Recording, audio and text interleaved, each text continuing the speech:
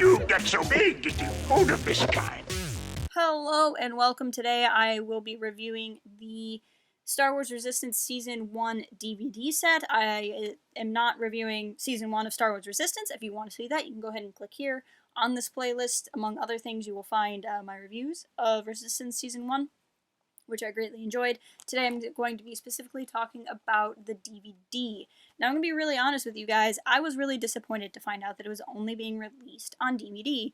Not because I have any problem with the show, but just the opposite. I love this show. I adore Star Wars Resistance, and it only getting a DVD release is kind of a bummer, because I wasn't sure they were still making DVDs in this year, 2019. That's not true. I knew they still were, but it was a little surprising to be sure.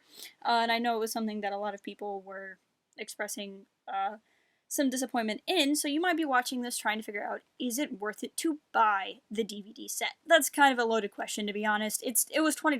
It was $20 American, and to some people, $20 is a lot of money, and to some people, $20 is not a lot of money. And so what I'm going to do is I'm just going to tell you what's on the DVD, and I'm going to let you decide if it is $20 well spent for you. I will say for me, I'm very biased. It was $20 well spent for me because I love this show. I wanted to buy it on DVD, even though it's only on DVD, and even though it's most likely going to end up on Disney streaming service come November. This purchase for me was largely a vote with my wallet type thing. I wanted to have something on my shelf that said Star Wars Resistance. I wanted to buy something Star Wars Resistance to tell the people who've been making the show that I want to buy a thing that says Star Wars Resistance. And to me, you know, not buying it because it wasn't on Blu-ray, no one's going to go, well, you know, we didn't sell a lot of DVDs, so we better put it out on Blu-ray next time. They're going to go, well, we didn't sell a lot of DVDs, so might not release it again ever. So for me, it was worth it, but it was a very emotional purchase because I wanted to vote with my wallet and buy the set. What is on the set is obviously all of the episodes. Now, I didn't think the quality looked bad. I put them in my Blu-ray player. It looked fine. There was one episode where I had some pixeling, some glitching that's kind of normal with DVDs, which is why people don't use DVDs as much anymore, and that was kind of a letdown. But that could have just been my Blu-ray player not interacting with it very well, which is distinctly possible. My Blu-ray player also turned itself off yesterday, so I really wouldn't trust anything my Blu-ray player told me ever. The actual menu setup and everything themselves is really great. I had music on it. It had different music on the different menus. Each page on the menu had different characters, even disc to disc. It's not uncommon with sets, even Blu-ray sets, to have the same menu on every disc within the set. Every disc in this set, so that's 2, 4, 5, all 5, had different characters on different menus. So it was, you got to see everyone somewhere, which I thought was really well done. But beyond that, like I said, you had the episodes, you got the Resistance Rewind segments that you can also get on YouTube. The advantage to owning them is at some point in time, if that YouTube page ever goes down, you have them. Same thing with the bonus shorts. If for some reason that web page goes down, you have them. If you're a parent and you're wary about letting your small, impressionable 5-year-old on the internet, now they can watch the internet-based shorts and not have to brave whatever gets recommended after. So there is an advantage to that. There was the Path of Resistance mini doc. It was good. It has some really good interviews, some really good insight. It was just short. It was much shorter than I would have thought it would have been to be the primary thing on the disc. It had some sneak peek of the Season 2 opener, which was pretty cool if you wanted to see some of that.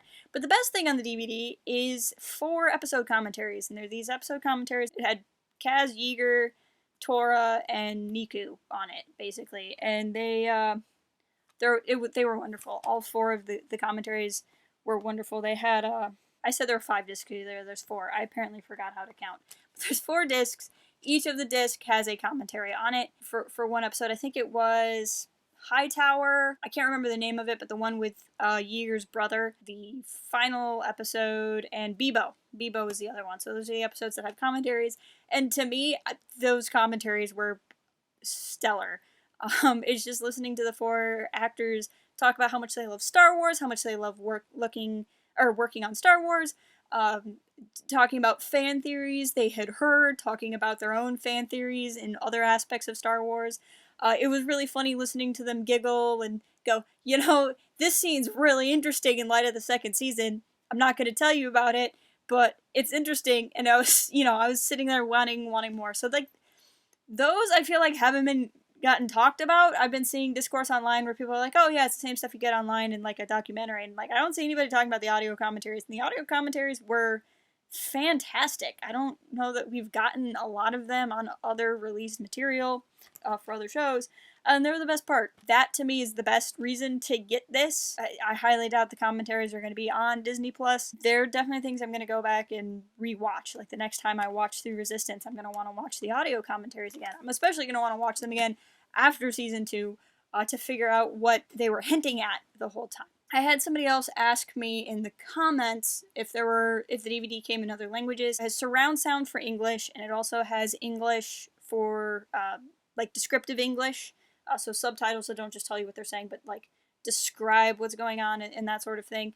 And then there was also Spanish and French, but those are in stereo and not in surround sound. So those are some technical stats if those are the type of thing you're interested in.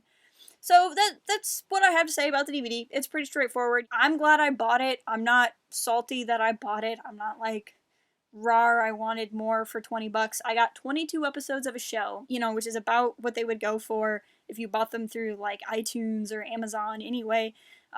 Plus, I mean, even if it's stuff that exists online, it's stuff I have now. I was just watching my Clone Wars Blu-ray that was published in 2009. It said on it, everything was copyright 2009. And, it had stuff on there that was probably on StarWars.com in 2009 that's just not there anymore. So, it's easy to say today, oh, rawr, this is just stuff I can get on the internet, but you might not always be able to get it on the internet. When licensing and stuff changes hands, things go away. If you want the episodes to put them on your shelf and you want to listen to some new stuff, it's $20. And if $20 is a big deal to you, which it is for a lot of people, that's fine. That's what's on the disc. I will let you decide. I don't regret owning it. I wish it was on Blu-ray, but I firmly believe me owning it on DVD is the best way to vote for getting a Blu-ray for the second season, which is the biggest reason why I bought it. But I'm going to leave it at that. Let me know in the comments if you got the DVD, what you guys thought of the first season. If you're not already, please follow us on all the socials, and until next time, keep it real and fly casual. Cooking can be fun.